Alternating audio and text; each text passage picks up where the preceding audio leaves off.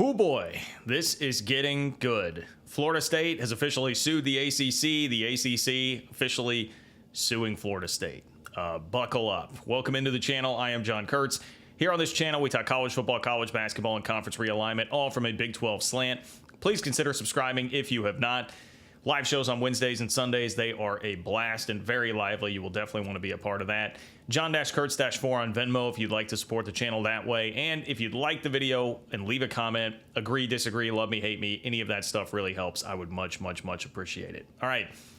You know, if you've been watching this channel, about Florida State announcing their intentions to go ahead and sue the ACC. They had their board meeting on Friday and delivered their case as to why they're going to do that. They have now officially filed suit, but what we also found out is that the ACC had preemptively decided to file suit against Florida State on Thursday. So things are getting very messy. Get ready for a long legal battle. Here's Brett McMurphy from the Action Network. I'm going to be reading to you from his story with some little bits of Ross Dellinger from Yahoo Sports as well. So Brett McMurphy says FSU filed a 38-page complaint in Leon County Circuit Court in Tallahassee. It's called Florida State University Board of Trustees versus Atlantic Coast Conference, taking legal action against the ACC and its grant of rights. Quote, "This is certainly not where I would prefer to have ended up," Florida State President Richard McCullough said. "I think that I would prefer a different pathway, but I feel that we have in many ways exhausted all our options." To leave the ACC, Florida State legal counsel David Ashburn said the Florida State Seminoles must pay an exit fee totaling $572 million. That was one of the big bombshells from this. Florida State has calculated the cost to leave the ACC if there are no settlements and they don't win a legal case.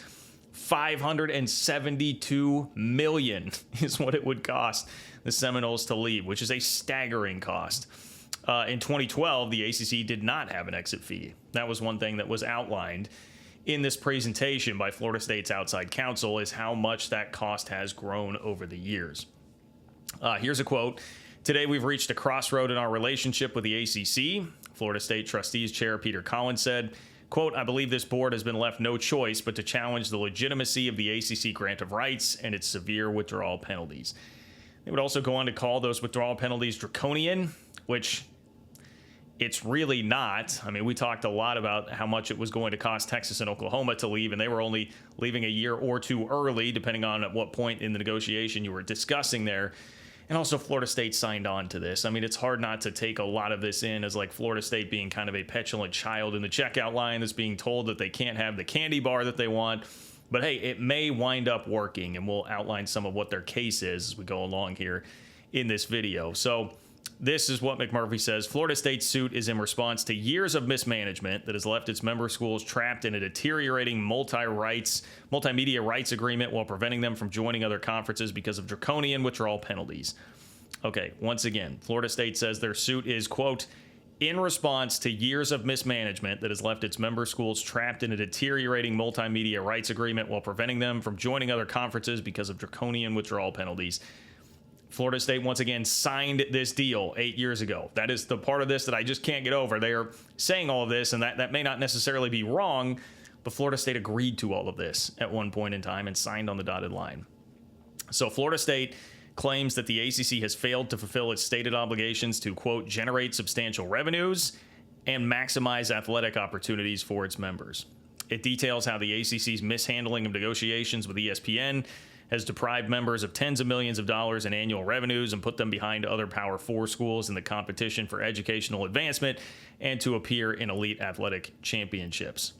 The complaint accuses the ACC of restraint of trade, breach of contract, and a failure to perform.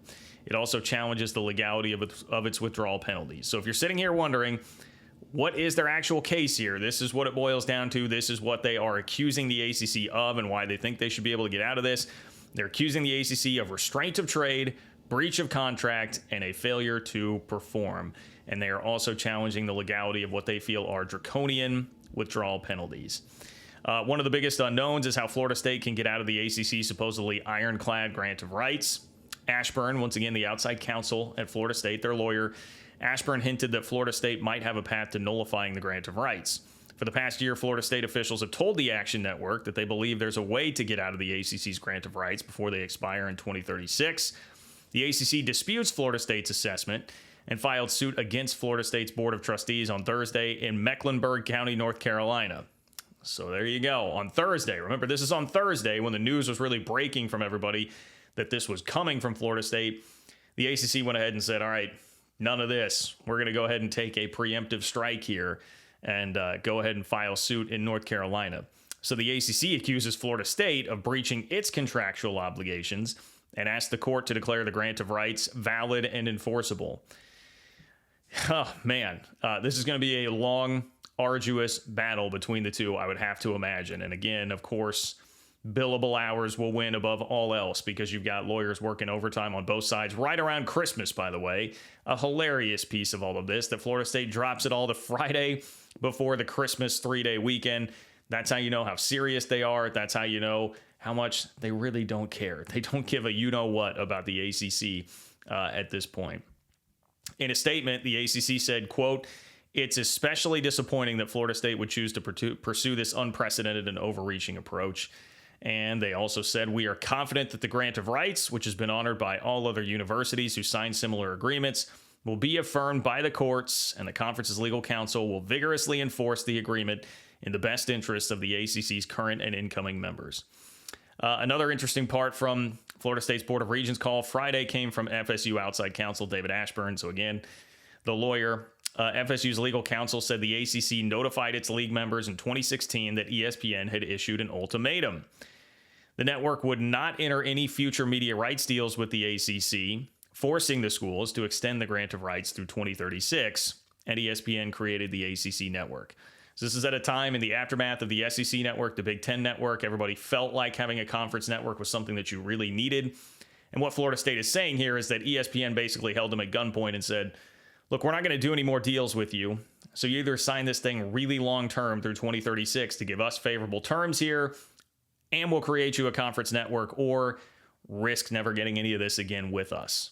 That is a part of their case right now, which is interesting. And I'm sure ESPN is not happy to have that out there. It was also revealed throughout all this that ESPN actually in 2027 can get out of this. There's a 9-year extension that they have unilateral ability to extend. So I guess that could be another part of the legal proceedings here too. Maybe it gets them out in 2027. I don't know. That's something to keep in mind as we go down the road here. But again, Florida State signed the deal. So I'm no lawyer. I don't know how that works. They did sign it, but they're going to try to argue that they were basically forced to by ESPN's negotiating tactics here. That certainly does not reflect super well on ESPN with that coming out in the wash as Florida State is launching into all of this.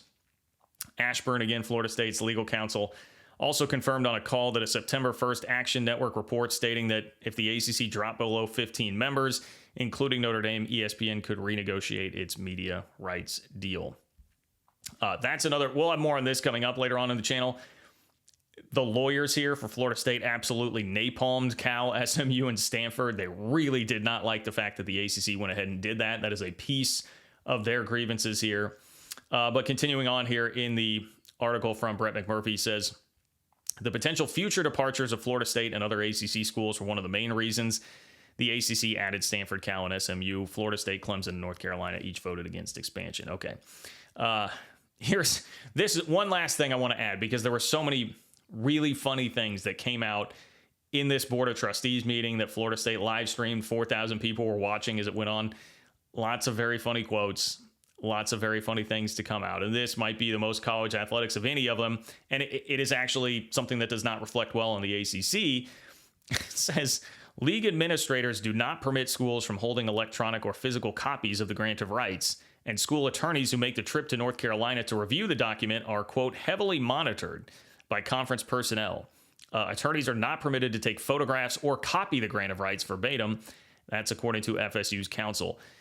So you have to go travel to see the physical copy of the grant of rights. You can't make a copy of it. You can't take a picture, and you can't get any sort of electronic actual copy of it on your own. So that doesn't look great for the ACC. The ACC basically trying to hoard the thing and make it more difficult for lawyers to parse through and find a way to get out of. You know, that's a somewhat incriminating thing, you would think, for the ACC there. But again, we'll leave it up to the courts to decide that. Florida State attorneys actually said they don't possess a fully executed copy of the grant of rights. The school instead has unexecuted copies of the 2013 and 2016 grant of rights that it obtained, quote, from the internet. So Florida State's attorneys were forced to just Google ACC Grant of Rights and find it somewhere on the internet. And that's how they've been operating all of this and trying to plot and scheme their moves, which is rather funny. That is pretty objectively funny. And all of this story is just so college athletics in 2023. Of all the realignment stuff that we've had so far, this might take the cake as the most college football 2023 story that we have going. And look, Florida State is going to have to, they will be competing in 2024-25 in the ACC. If they want to leave before 25-26, they've got to get all this figured out and settled by August 15th. We shall see if that happens. I've sensed a little bit of pessimism from a lot of people that it could even unfold that quickly. So I say that to tell you, get ready for what will likely be a long, arduous, knockdown, drag-out legal battle between these two sides. And we are just getting started. There are so many tentacles of this. I'm going to continue giving you content on that front. With the Christmas holiday, going to miss a live show on Sunday, but I'll continue to get you as much content as I can, and we will certainly get back on track next week after the holidays. So, Merry Christmas to everybody, even you, Florida State. Even you, Florida State. And thank you for watching. Please make sure you subscribe. Live shows Wednesdays and Sundays. Like the video if you can. Leave a comment underneath the video. Let me know what you think about Florida State here. Are they crazy? I would love all of your thoughts in the comments on this video. And if you are so inclined, you can support the channel on Venmo. It is John-Kurtz-4 in order to do that. Appreciate all of you guys. Thank you so much for checking out the video, and I will talk to you soon.